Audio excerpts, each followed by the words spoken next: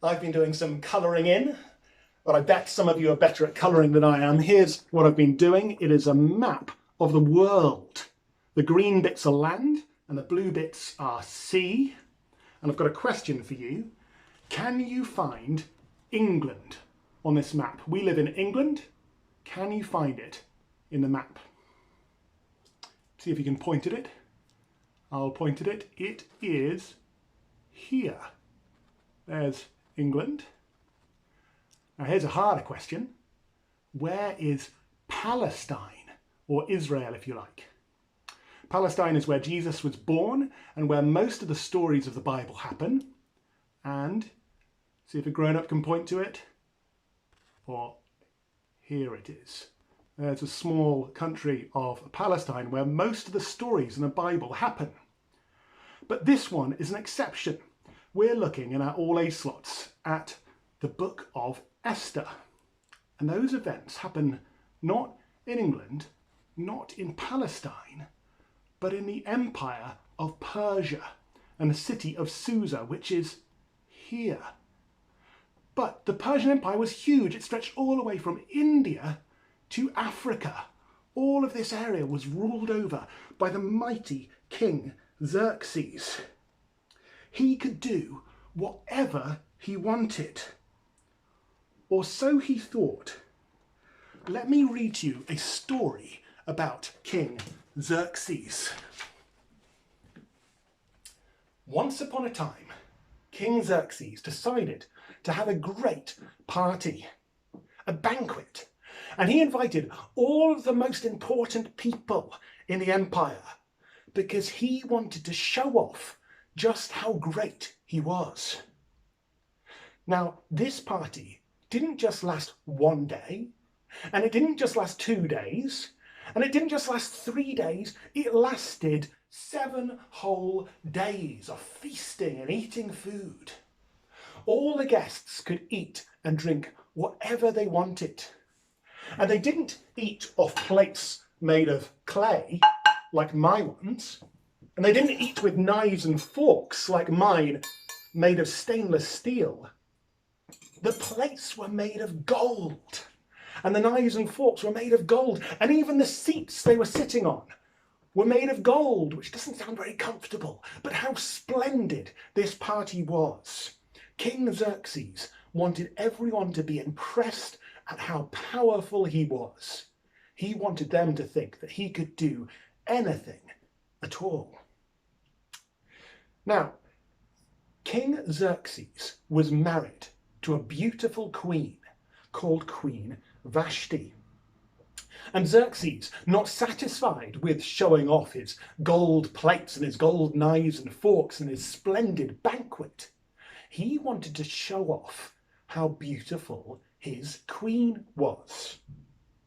And so, King Xerxes, the show-off, said to his queen, "Come to the banquet, that I may show off how beautiful you are."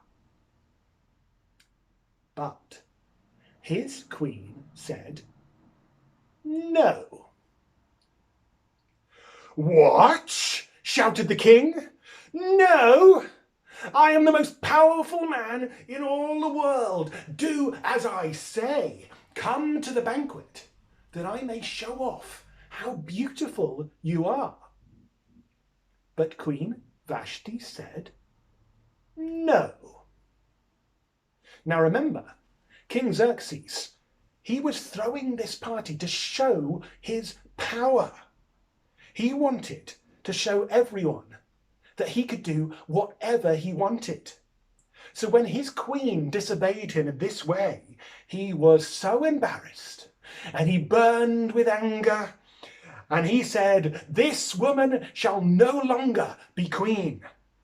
Let there be a search throughout the whole empire to find the most beautiful woman in the land, and she shall be my wife instead."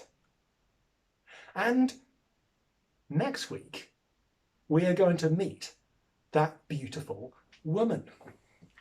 But consider, King Xerxes, he looked very powerful, didn't he? He looked like he could do anything. But when his queen said no to him, we learned that he is not all-powerful after all. No human being has ultimate power.